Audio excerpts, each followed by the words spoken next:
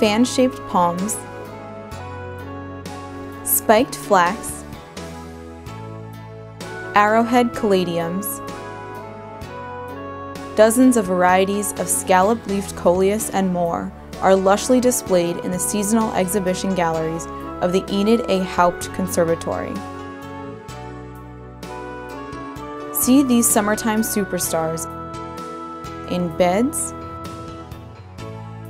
on trellises, and in formal terracotta containers, flanking the rectangular pools in the conservatory. The show is a perfect indoor complement to the exhibition of Henry Moore sculpture on the Botanical Garden grounds, illustrating the artist's belief that the whole of nature is an endless demonstration of shape and form. Shapes of Nature in the Summer Garden runs through September 2008.